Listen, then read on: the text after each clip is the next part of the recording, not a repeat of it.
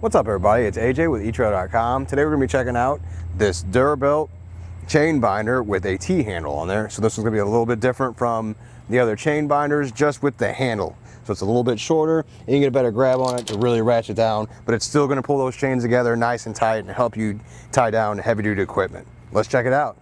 So how this works is, what a chain binder does is you got a heavy duty piece of equipment like we have here. Clearly we can't use ratchet straps or regular straps on it. Those aren't going to cut it. That's not going to hold this in place. We need to use chain, something really strong.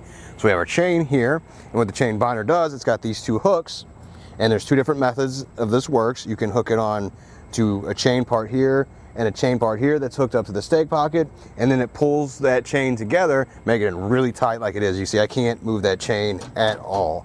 The other way you can do it is how we have it set up right now. Instead of having it chain to chain, we actually have this end on the chain and this end's run through our stake pocket. So it's directly attached to the stake pocket and the hook's coming up here at the bottom. Works the exact same way though. As we tension this up, it pulls the chain really tight over here to the stake pocket and uses this as an anchor. This is a better look at what I'm talking about, how we've run it down through here and how the hook comes up into the stake pocket, and as we draw it up and it gets really tight, it's pulling up on there pretty well. You see I can't move it at all. It's a really sturdy anchor for our chain setup. Let's see how it works. So I'm going to come here and pull the handle up. It's right now it's in the tighten position, so I'm going to push back on the pawl. You see how it flipped out here, the gear. Now it's in the loose position. So as we turn this is going to be called the barrel, and you can see it kind of spin. We have an eTrailer sticker here so you can kind of see how it spins. And it loosens these, so these are going to come out here in the end, and that's going to loosen up the chain. You can already see how much it's moving now. It wasn't moving before.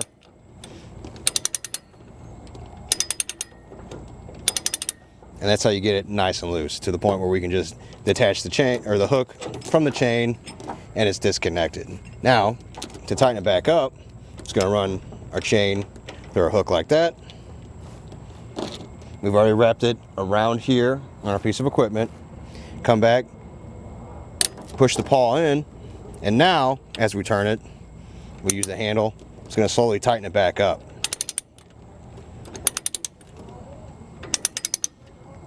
You can see it pulling the chain back in here. These are slowly coming back in and bringing that tension back to that chain.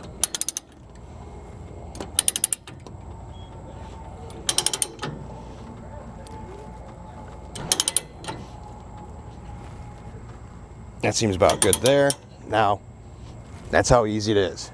That's one of the best things about the ratchet style, is just how easy it is. It was really easy to operate, got that tension on there. I compare it to the lever style or the snap binder style, where you just kind of throw that lever and it makes that tension, which that's good, but you usually need an extra bar to do that, and that's putting a lot of tension on there, and you have to break that tension when you go to take it off. So that can be kind of dangerous popping that loose. So I like this one where none of that applies here. You have the ratchet, it never pops out when you're losing tension. Just slowly release the tension or slowly tighten it down.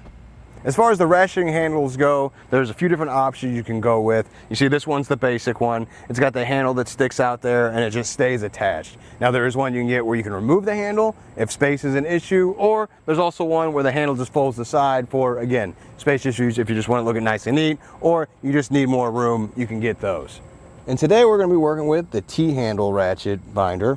And it's really easy to use, just like the other ones. Easy handle, you can grab two hands if you want to, just to get that extra pull if you want to get super tight there. Or you can operate it just as easily with one hand. Another benefit it has over the other ones is it actually has a hole here you can add a padlock to. That way you can't switch it into the loose position. So now you can still move it back and forth, you can still maybe get it tightened, but you can't flip this back to get it loose again. So then people can't mess with this when you're not around. One thing you definitely want to make sure is you get the right chain binder for the right equipment. So make sure you take a look at what you're going to be hauling, and then look at the chain binder and make sure. So this has a safe working load limit of 7,100 pounds. So you want to stay under that to be safe on how much you can tie down. Now another thing you want to check out is the chains you're going to use with the binder. You want to make sure you're using the right ones with the right binder, like they'll fit. So like the hooks on the end of this one are going to be for chains of 5/16 and 3/8 of an inch. So just keep that in mind when you're looking at chains to go with a chain binder.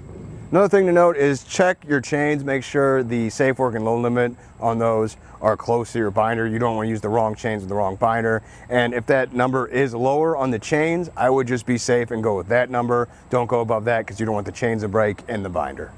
Looking at the construction, you're going to have a steel construction that's painted red.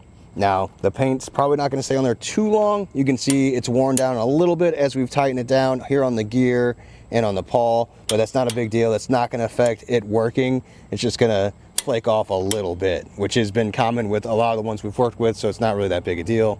Another thing would be that the hooks themselves are going to be rated for G70, the G80 chains. Overall, I think it works really well. That small T-handle was nice and easy to ratchet. It didn't get in the way like some of the longer handles. Sometimes when you're limited on space, sometimes that handle will hit the equipment that you're trying to tighten down. That one's out of the way. I was able to ratchet down really easy and loosen it when I needed to. I think it's gonna be really good for these heavy duty loads and making sure to get that stuff tightened down or off of there so you can get about your way. Well, thanks for hanging out, and I hope this helped.